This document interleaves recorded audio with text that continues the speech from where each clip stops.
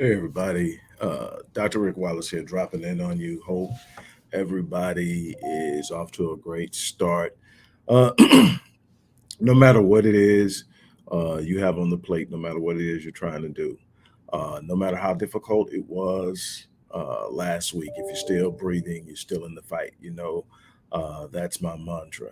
If you're still breathing, you're still in the fight. I don't care how bad it is. Life is in motion consistently. Life is not stagnant.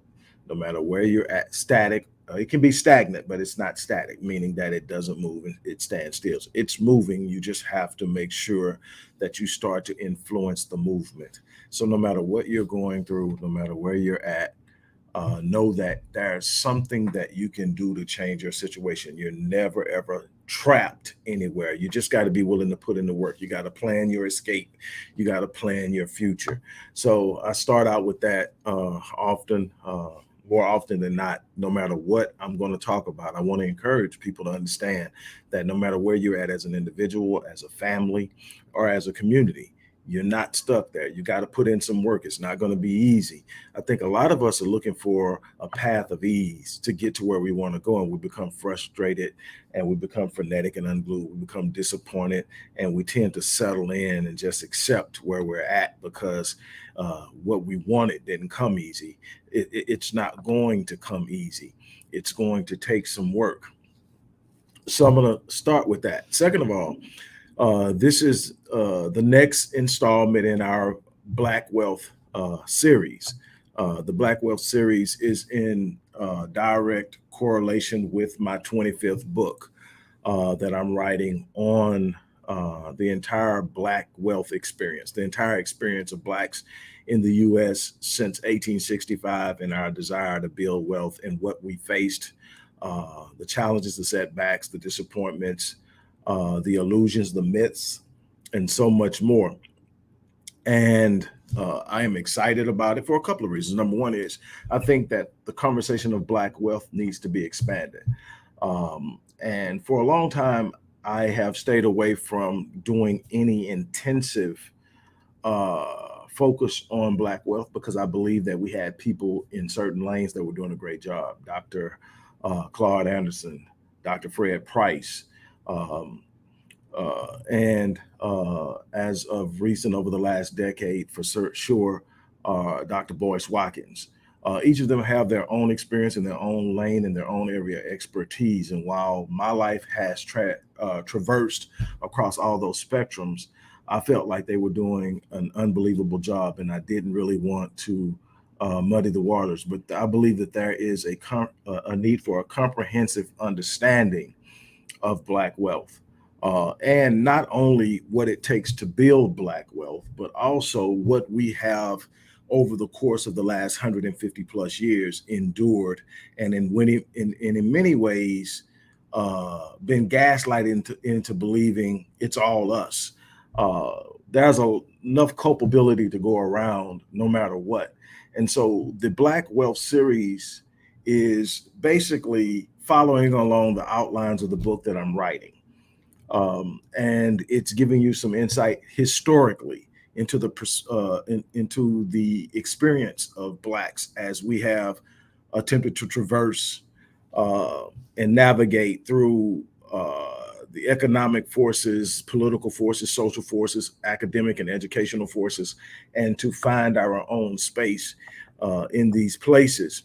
I believe that there's enough culpability to go around. I think that there's a responsibility for us to own some of the things that we have practiced that has contributed to our lack of forward mobility in the area of building wealth. But I think we also have to be honest with ourselves and acknowledge that there were some major policies and practices and codes and other things that were in place. So far, we've talked about black codes. We've talked about convict leasing. We've talked about Jim Crow segregation. We've talked about redlining. We've talked about miseducation.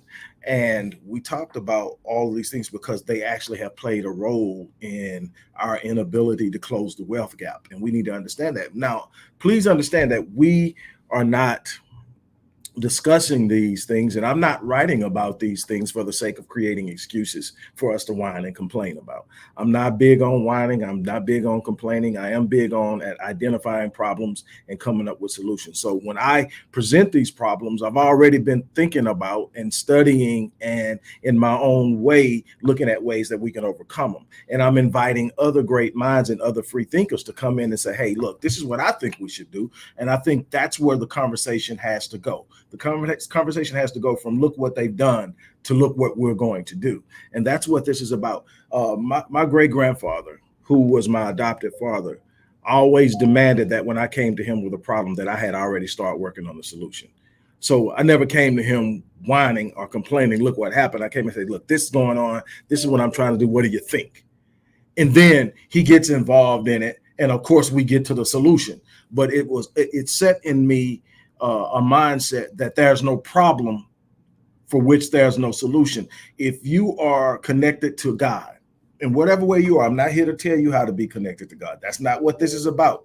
I let people find God how they want to find God. That's not my lane. My lane is this, though. If you're connected to God, you're connected to the answer. Christianity, Islam, Buddhism, whatever, all points to the mind of God having all the answers. And if the mind of God is a part of you, then you have all the answers. Now, how you use that doesn't mean you can sit there and just chill and think everything's coming. No, you got to be moving towards stuff. You got to be willing to step out beyond your comfort zone. You got to be willing to work some things. So that's what that's about. Before I get off into this conversation that we're going to have today, I want to remind you that because this is book number 25, I want to remind you that we are having a sponsorship program associated with the book, meaning that you can literally sponsor a space in the book. And with that sponsorship, you can literally pay homage to somebody that has had an impact in your life, whether it's your mentor, whether it's a college professor, whether it's a grade school teacher, whether it's your mom, your dad, your grandparents. Maybe it's something you want to celebrate about something you accomplished. You've been going after that certain degree, or you've been talking about starting that business or whatever it is, and you want to do it. You can sponsor it in this book. The beautiful thing about it is there's no minimum. I'm not telling people what to do. I want you to be a part of it, and I want you in the book. So you can sit up and sponsor 50 cents, and your name's going to be in the book, and you're going to be able to write out something. I'm going to let you decide what you think it's worth to you to do it. Now, someone who sponsors $25 or more will get a signed copy of the book when it's released. Someone who sponsors $100 or more will get a dedicated page, meaning that's your page. You can write what you want to write on it. Yes, it can be done for more than one person. You can do it as many times as you want for as many people as you want. You can create it in a number of different ways. I'm not putting any limitations on it. You can make one lump sum payment and do everything on one page. You can make one lump sum payment and just say, I want to break it down into 4 people. However you want to do it. I'm not putting, I want you to really feel free to celebrate people. I think that's something we don't get to do a lot. We don't get to celebrate things. We don't get to talk about the people, or when we do, we just talking about them to the next person and the next person. I want to memorialize the people that made a difference in your life, because I'm going to memorialize some people who had a massive impact, starting with my journalism teacher, who started my writing career and was directly associated with my first book. My first article was in high school, was The Invisible Father, Reversing the Curse of a Fatherless Generation, which became my first book. But it started because my journalism teacher, who happened to be married to one of my football coaches, knew that I didn't know my biological father, that I was being reared by my great-grandparents.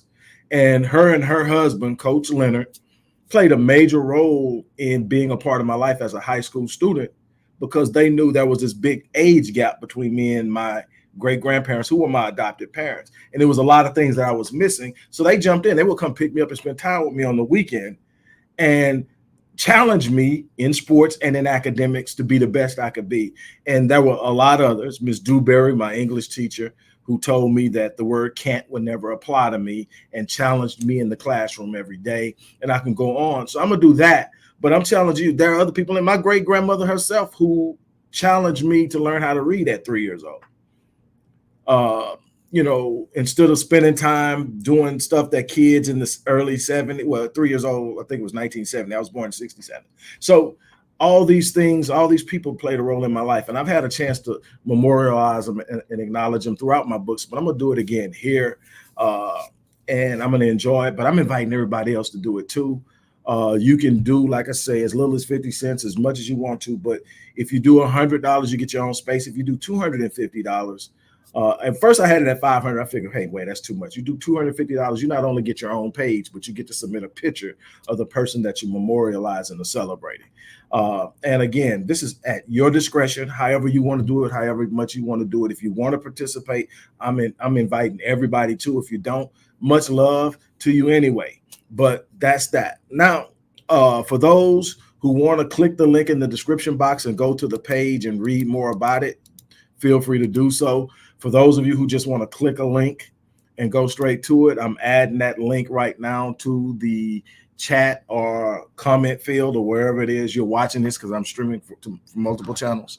But now, let's talk about this installment of the Black Wealth series. And this one, I'm going to try to be as succinct as I can, but it's sort of complex in nature, and I want people to really understand it, because again, remember, we're building an understanding, because it is in the understanding that strategies are developed. It's in the understanding of a problem, enigma, or situation that you are able to construct meaningful responses. And so I want you to really understand some things, because see, we're really gaslighting into believing that, hey man, this is how you get wealth. If you ain't got it, it's on you. Well, that's one dynamic. And if you don't understand the other dynamics, there's a problem. So we want to talk about here how family wealth impacts the learning of a child. Now, in order to understand that, we're going to talk about 3 levels of currency. Normally, when I talk about currency, I use it as one component of the wealth factor in economics, meaning that even in an economic discussion, currency in and of itself is only one form of the representation of money. And normally we normally use currency as the liquid form of wealth, meaning the one that's easily transacted. So in some cases, money or your debit card with dollars on it, that's the liquid form in this currency. But what I'm going to do is I'm going to actually take currency to simplify the discussion, and I'm going to make currency be 3 different forms of wealth influence within the family that has an impact on a child's ability to learn. And since a child's ability to learn is going to have a direct impact on their ability to show up economically in this world and have an impact and to establish for themselves a level of success that allows them to move about life in a way that's beneficial not only to them, but to their family, their progeny, offspring, and so forth. But it's immensely important to understand the first level of currency is just that, money spent. Okay, so some of the things that you learn when you have a disproportionate or disparaging gap in currency is what is available. And I'm going to do the very abbreviated. You want the whole thing, you're going to have to get the book, and I'm going to outline it in great detail. But I just want to kind of make points here. Okay, so for instance, an affluent family is going to be able to afford, number one, to live in a community where their property taxes dictate that the schools that their children go to are going to be well funded. And in well funded, teachers are going to be paid higher. So you're going to be able to get the brighter stars that are coming out of college and wanting to enter into the teaching profession. You're also going to have the latest in technology and other instruments that are necessary. That's the first level of the financial curve. The second level is the technology that is now necessary for a student to just complete the most basic of assignments. You got to be able, a lot of schools, districts will pass out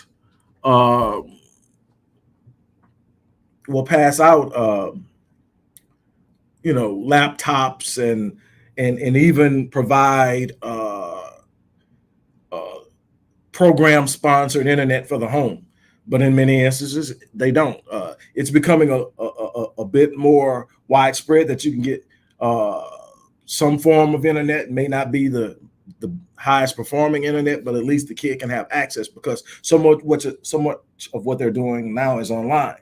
But Obviously, the parent with the financial well-being or the financial capacity will be able to provide a lot more for their child than the parent who isn't. Also, the size of the house, the size of the family, all of these things are going to play a major role. And when you've got to split limited resources between multiple children, now you're sitting in a situation where everybody's suffering, everybody's sacrificing something. But those who you're going to ultimately be competing against in the market for income are having a head start.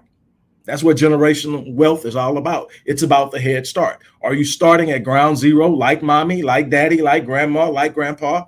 Or yes, another point that I'm going to get to a little further on, and I'll share that right now, is the number of the people in the house can be distracted. Exactly. There are studies that actually show that sharing a room can negatively impact your ability to learn, can impact your cognitive development and your cognitive well-being. That being in a room, whether it's distraction, whether it's stress, and all of the other things, can have a negative impact on your ability to learn, but also in your overall cognitive development. And so that's a part of wealth as well.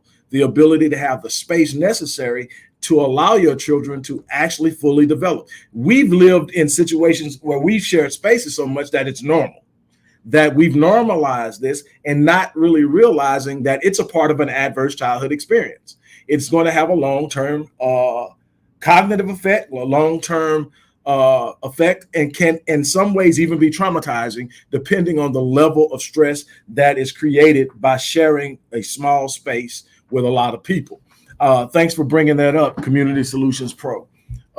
That's very important that be brought out. I was going to bring it up later, but since it was stated, I want to acknowledge it. It's awesome to have people who are aware of what's going on. But yeah, that's a major issue. And so you've got number one, because I can't afford a house in a neighborhood in which the tax dollars are going to produce a better learning environment at the institution. That's a problem. Because I can't afford a house with enough space to give each child their room to have their own peace and their own room to create their. Think about it. In a room, like I grew up with my grandparents, so I didn't have to share any space. So that room was a reflection of my growth in me. And as I discovered, everything on the wall changed.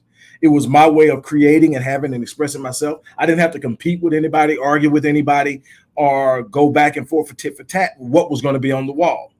As long as it passed the inspection of Pops, it was all good. If Pops was something else, but that was the case. So it's so many different things and variables outside of just having money.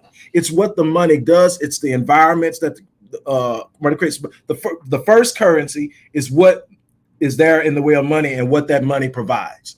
And there's a lot more than that, but we're not going to get into it all. The second kind of currency is what's known as family currency or human currency. And human currency is the specific amount of energy, time, and effort that a parent is able to invest in their child's learning. See, in instances where the studies show that with a parent that is financially set, that there is simply more time spent with the child. Okay, so that's been proven to have a massive impact on the child's learning capacity. Another thing that happens with more affluent families is that they have a better understanding of child development. What that means is they understand that communicating with the child in a more complex manner challenges the child's brain to develop and expand in the way of creativity, in the way of expression, and so much more. What you have in more impoverished homes are situations where the parent is overworked, the parent is pressed, so the parent doesn't have a whole lot of time to spend just on enjoying their child, encouraging their child. So it's like, hey, when I get home, this better be done, that better be done, and it's in a very limited vocabulary that this is expressed. Well, what happens with that is the child isn't challenged to develop a more creative way of expression, a better way of communicating, and it limits cognitive development. And so now we're talking about not just what you can afford, but what you can afford to invest in a child and how that impacts them. And so you got investing in the child and communication, investing in the child. Now it goes all the way back to what the child can get from the parent. I mean, even while the mother is carrying the child, mothers who are coming from an impoverished background are more likely to drink during pregnancy. Alcohol fetal syndrome, alcohol fetal syndrome, which is definitely going to have an impact on cognitive development. They're going to probably have poor prenatal health care.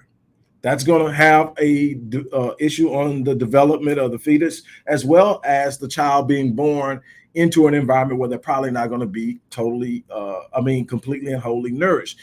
Poor nutrition in children is going to have a massive impact on cognitive development. The studies are there. We talk about all of this in the book.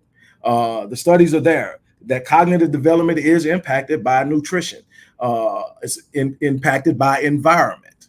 It's impacted by encouragement.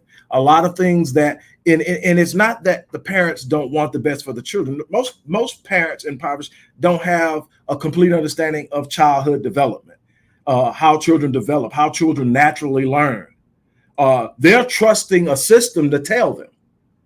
They're trusting a system. So when someone shows up to a mom and says, your child is learning disabled, your child is suffering from oppositional defiant disorder, your child is suffering from ADHD, and this is what we're going to do. We're going to enroll them into a special education program, and we're going to prescribe to them a Schedule II drug, which is more than likely going to be some form of a stimulant like Ritalin, Vyvanse, Concerta, Adderall. We're going to pump that into their systems. It's going to make them more docile. They'll be able to sit down and learn. But what you realize, they've already checked out because you drugged them with a drug that's very akin to cocaine. And because of their hyperactivity, which doesn't necessarily mean a mental disorder, their hyperactivity will normally respond to a stimulant in reverse, meaning that hyper children tend to be calmed down with stimulants, but it doesn't make them learn any better. It just simply makes it easier for the teacher to do their job because you got everybody sitting down. Nobody actually understands that a 5-year-old sitting still for 4 and 5 hours isn't normal.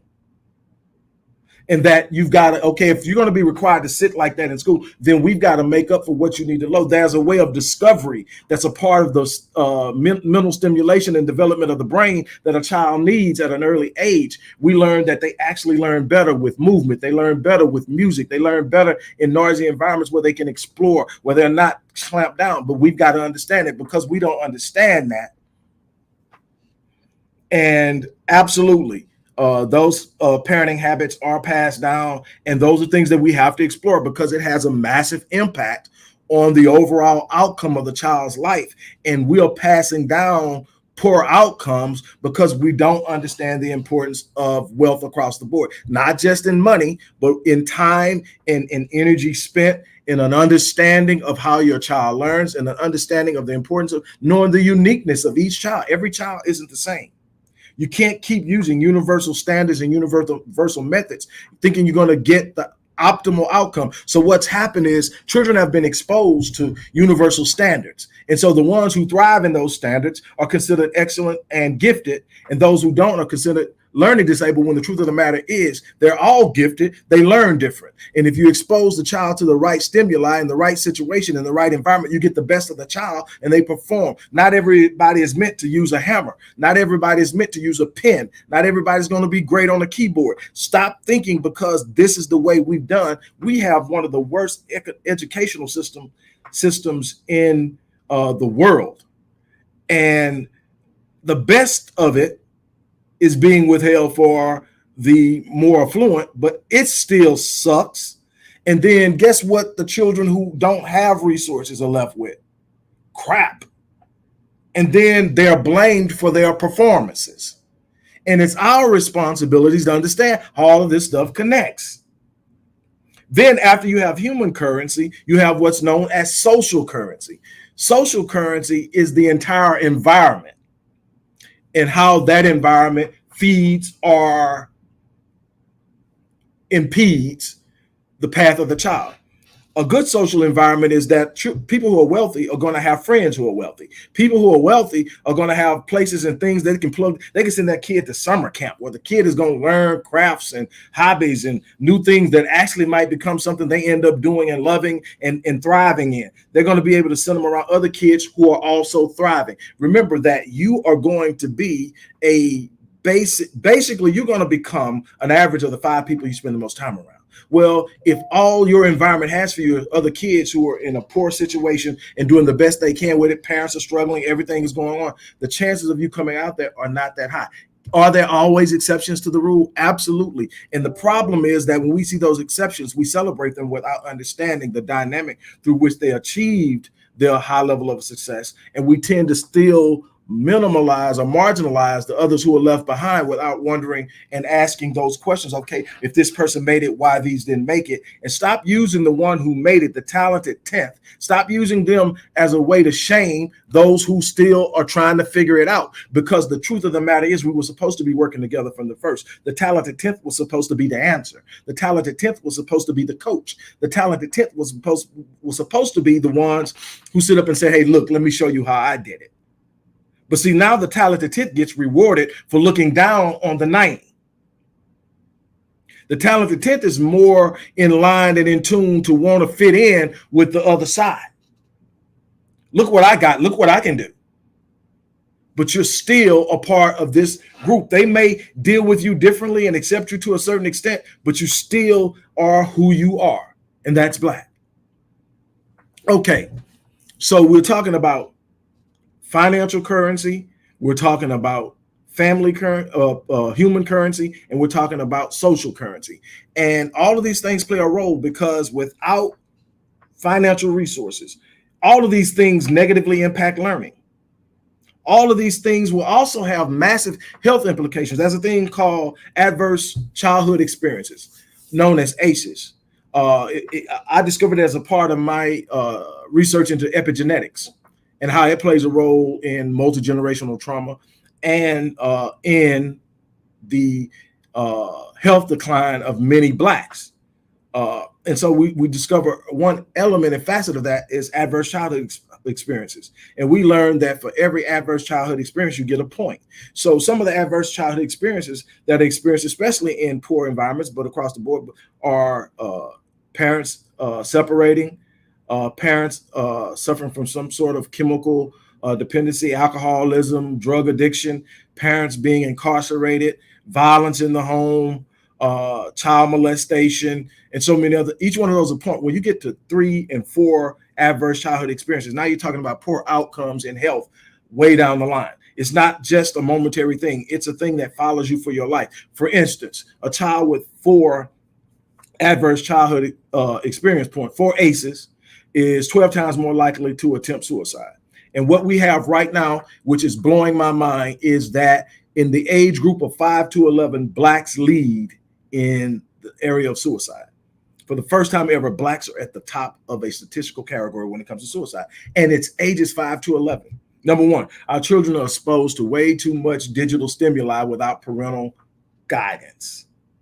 We are letting devices rear our children, and we cannot control everything they see. Plus, they're exposed to an idea that things just happen. Then they are exposed to people who don't have their best interests at heart.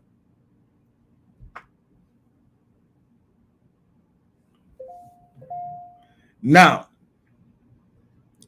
what you have to understand is with these ACEs, 12 times more likely to commit suicide, 4 times more likely to develop ischemic heart failure, number 1 killer in the world of natural causes. They experience diabetes and other forms of illnesses that are associated with stress. Do you realize that chronic stress is a major killer and has a direct implication in so many diseases that we have, including cancer? See, when I studied epigenetics, I actually was invited, after writing a couple of papers, I was invited to an international conference on epigenetics and cancer to speak, because in looking for how epigenetics impacted trauma, I found out that gene regulation that's associated with epigenetics, the upregulation and downregulation of genes, or the turning on of a gene and off of a gene, or the communication of a gene. In other words, everybody has cancer genes. Everybody has genes that makes them susceptible to certain diseases. Let's talk about cancer. Those genes are there, but for different forms of cancer to be actually developed, you have to have so many cancer genes turned on simultaneously. Well, stress is one of the most powerful igniters of turning those genes on. See, we used to think it was genetic in the sense of, okay, my mom was predisposed to have this, so I'm probably gonna have. It was the environment that was being passed down, not necessarily the gene. Now, there are genetic tags that can be passed down through which you can have certain genetic experiences that were trauma, but most of it is environment. Where are you at? What are you living in? What are you going through? We're practicing habits that are harming us. We're creating situations that are harming us. And that's the thing that we've got to be aware of. But I'm saying all of this to say that we are in a situation where our children are suffering because they don't have financial currency, human currency, and social currency. They don't have the same exposure to the things that will put them in the best possible situation as those who are on the other side of the equation. It's more to it than just money. That's why a lot of times you'll see people saying, well, this organization is doing, committing to X million of dollars in the community. It's not simply how much money is committed to it. It's the understanding of the entire dynamic. The dynamic has to be changed. There has to be a strategy that teaches parents the importance of engaging their children. It must be strategies that teaches the importance of exposing children to things that will positively impact their learning this experience and their development. Cognitive development is so important. It's not the things you learn more than it is the things you have the capacity to discover. See, we are so busy trying to teach kids things that we squeeze their ability to discover. We close out their imagination and we make our reality their reality. And before long, you're dealing with something known as learned helplessness. Learned helplessness is this thing where I watched somebody else try something for so long and fail at it that I just realized it's impossible. Because they never were able to do it. How am I going to do it? It's called learned hopelessness. In that sense, vicarious learned hopelessness, watching somebody else fail. And then there's learned hopelessness where you try, and you don't get the result you want. You give up. The thing is, you've got to be exposed to people who've done it already. You've got to learn how to expose children to an idea that what they're seeking is possible. You've got to support them. You've got to get out of the idea of killing visions before they're ever birthed. You got to get out of the idea of trying to chastise a kid because they don't fit in a box. Build them their own box or just tear the box up altogether, because not everybody is going to learn the same. Not everybody's going to have the same personality. Not everybody's going to have the same approach. When you try to squeeze everybody into, if you don't act like this, something's wrong with you. If you don't move like this, something's wrong with you. What we should be conditioning our children to do is develop a sense of value. Not that old corny conversation about I know my worth conversation. No, I'm talking about a sense of true value. What do I bring to the table in this world? What do I have to offer this world? Because if I understand what I have to offer this world, I can hone that. I can refine that. I can develop that. I can beat on my craft until I get to a point that I literally bring an enormous amount of value to the table. And if I bring value to the table, then that value is representative of a universal currency. Let's call it gold. Now, he who has the gold makes the rules.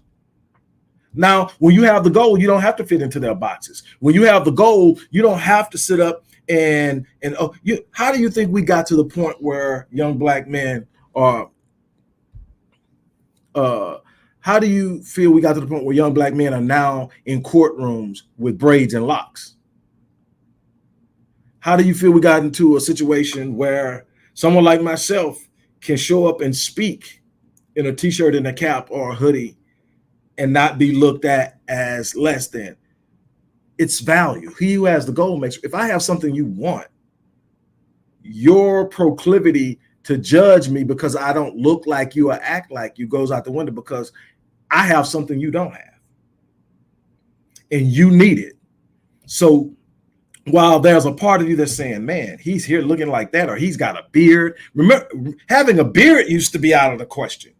Then all of a sudden it stopped being, because we start to learn that that has very little to do with what's on the inside. It has very little to do with what I'm capable of doing.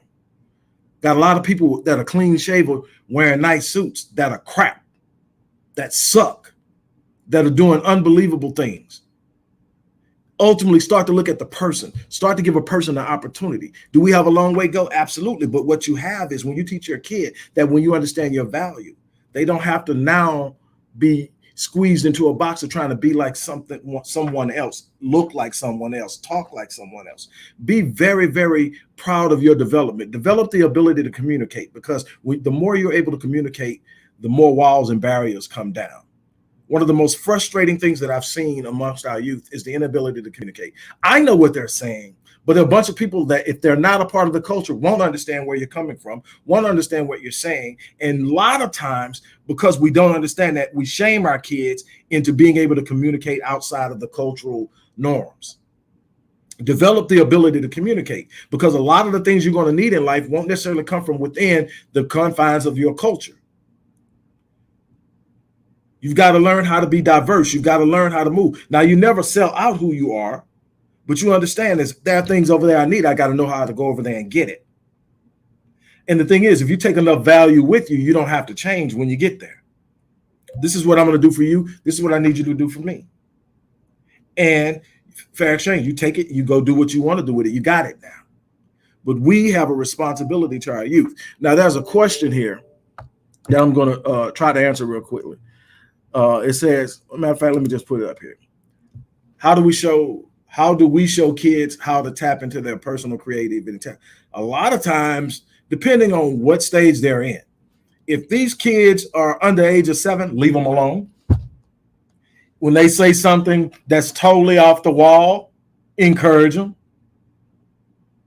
Because I'm pretty sure when Orville and Wilbur Wright told their mom they were going to create a machine to fly in the air, they were probably going, these kids are absolutely ridiculous. I'm sure when the brother who created cellular phones was talking about, man, I'm going to create a phone where you don't even need a wire plugged into the wall. If you don't get out of here. But the whole thing is, you got to be able to think outside of the box. So when these kids come to you, the imagination is their power. The imagination is a reflection of their creativity. It's saying that there are other ways of doing things than the way you know. You got to learn how to let them be creative. Now, if you're starting to talk about older kids who have been conditioned to shrink the vision, you got to start lifting the weights off of the things that cause them to shrink. You got to start encouraging them to get outside the box. You got to give them examples of people who thought outside of the box. You got to show them what happens when they get outside of the box. You got to make it okay to fail. Because, see, that's something else we did, is we made failure the most horrible thing in the world when absolutely everybody fails. Nobody gets through life and says, I never failed. Matter of fact, if you study all of the people who have been exceptional, they failed a lot. Why? Because they were going out and doing things they'd never done before. They were going out in places that had not been explored before. They were doing things for the first time. And when you do things for the first time, you're going to suck at it. But that's where it starts. You got to encourage. Oh, that's okay, baby. Go try again. Hell, they've already got practice on it. They did it a lot when they were trying to walk. Failed. But guess what? You didn't have to tell them to get up and try again. It was already in them. They had a resilience and a perseverance in them that said, I failed once, not ever trying that again. Nope, got right back up, fell again. They kept falling until, guess what? One day they didn't fall anymore. That's life. And if you can let them have that at that early age and then start to encourage it in other areas, you will be surprised at what you're able to get out of your child. I tell people all the time, I'm not where I'm at because I didn't fail. I'm where I'm at because I didn't care that I failed. I'm going after it. I want to do it. But very few people have been successful in that. You know how many people fail doing that? That's exactly why I'm going after it. Because I don't want to be in the box with all the people who are afraid to fail, so they just stay safe. There's so much to this, and it's our responsibilities to teach our children to look outside of the box.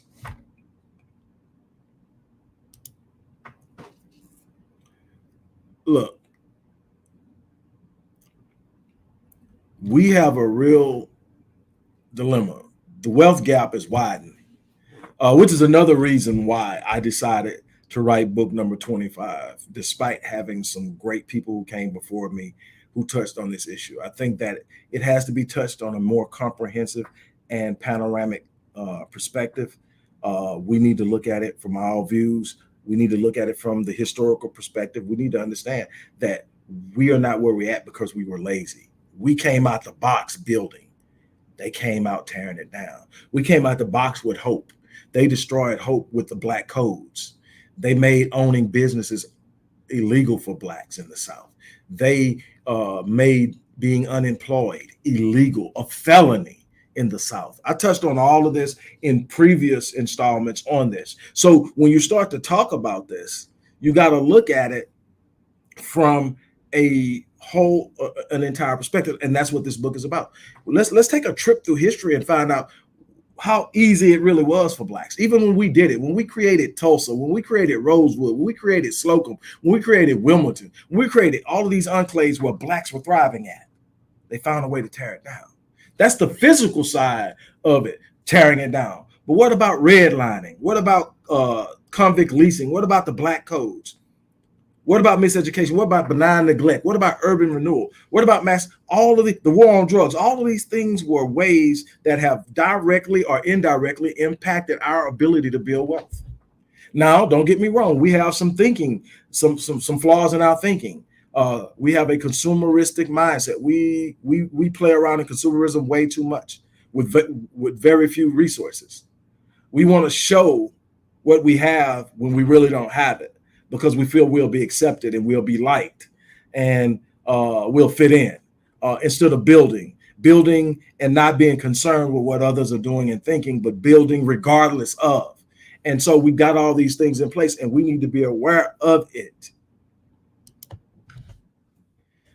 I'm going to keep these segments coming, just different parts of the book that I think that are important to understand. If we're going to talk about wealth, we got to understand the entire dynamic. Yeah, we could, because this is the bottom line. How they build wealth is not how we build wealth. Now, some of the dynamics are always in place. When you come to pure economics and finance, one of the things you want to invest in long term is compound growth. You got to find some mechanism that produces compound growth annually. That's going to handle your long term. And the earlier you get started on that, the better. That's regardless of no matter who you are. But some of the other mechanisms like real estate, everything everybody talks about, owning your own home, it's not the same. Show you, I've been doing studies over the last few years. And what I can tell you is there is an ongoing practice where appraisers are going in, and I'm pretty sure that there's a direct connectivity to lenders as well, but appraisers are going in, and if there's evidence that the home is black owned, it's not receiving the same resale value appraisal as comparative properties. When you say comparative properties or comparative analysis in real estate, what you're talking about is you take a home and within a certain miles certain mile radius of that home, you're looking at comparable homes with the same square footage, homes with similar erections, meaning either downstairs, first one story, two story, type of bathrooms, all these different things. You look for comparable properties. Well, when you take comparable properties, the same comps, same square footage, same erection, same school district, all these here, homes that are white owned are being valued at a significantly higher rate than blacks. And we've even seen the situations where blacks had it initially appraised with their pictures and everything showing, okay, this is a black family's home. Then they turn around, took all of that out, had white friends or associates come over and pretend to be the homeowners, and the evaluation by the appraiser, which was obviously a different appraiser, but it went up. We also seen the reverse, which is another way that impacts value, because the appraisal of your home is going to determine what's known as the spread in your home. After a certain amount of time of paying on your home, you're going to develop a spread, meaning that you're going to actually have equity in the home. And the equity is how much of the home you own beyond what you owe on it. So like if you were to sell it for what it was worth, you would have money coming to you. That's your spread. What's financed versus what the property is worth. Well, the more spread you have in the property, the more value you have and access you have to it. And it opens up a whole other line of access to resources when you need them. Blacks don't have that at the same level whites do. So getting to wealth isn't the same path. We have to understand that. Okay, on the flip side of the same property issue, when properties, say, take the same couples we just had, white and black. Now we're valuing the property for tax purposes. The black property gets a higher appraisal than a white property. And I'm not making this up. I'm telling you what my research has shown and what's out there. Those are mechanisms that are in place. That's why when people start arguing we're in a post-racist society, I laugh. They've become very subtle in the way they do it, but redlining still exists. And so we've got to understand, okay, we can sit up and whine and complain about it, or we can understand that we are going to have to do a better job. So I'm going to keep bringing these. Hopefully you get an idea of where this book is going. This book is not simply X's and O's and invest in that, invest in this. There's a place for that, and somebody's got that. This isn't just talking about the importance of Black group economics and how Black labor has been leveraged. One of the greatest to ever do it's already done that, Dr. Claude Anderson. This is about saying, okay, let's look at every element and component that's tied to wealth building. And where are we in this equation? Who influenced where we're at in this equation? So what are avenues we can take right now that will open up the doors for us to do something in this situation? And that's what this is about. This is, okay, from 1865, this is what's been going on. Okay, it's 2021. What are we going to do about it? Okay, here's where we start. And then bam, we go from there. And so that's what it's about. And like I said, I have made it possible for anyone who wants to sponsor space in this book. And when I say sponsor space, I mean just that. For any amount, I've put no minimum on it. I haven't had anybody do 50 cents yet, but if you do 50 cents, your name will go in the book. You'll get your space and you will get to memorialize, acknowledge, celebrate somebody or celebrate some accomplishment you've done. But it's about celebrating the people who have had an impact in your life in some way or another, or just expressing the hope for a future, sending a message to the future of the people who actually read the book. It's so many different ways you can use that space, and it's no limitation to it. And like I said, there is no minimum. Now, obviously, as you start to graduate in what you sponsor, there are some benefits. If you sponsor $25 or more, you get a signed copy of the book upon release. If you sponsor $100 or more, you get a dedicated page that's all yours. If you sponsor $250 or more, you're going to get a dedicated page. Plus, you get to submit a picture of the person or the thing that you're celebrating. I invite you to be a part of it. Again, there's no minimum, so it's not like, man, I would really like to do it, but man, bring your 50 cents, bring your dollar, bring your $5, bring your it's whatever, and your amount will not be put in there. So this isn't about embarrassing anybody. So bring it and celebrate with me on book number 25. I think that's monumental in and of itself. And we're going to continue these sessions, and I hope that we get something out of it and we start to move forward. On that note, I'm out here. You guys have an unbelievable day.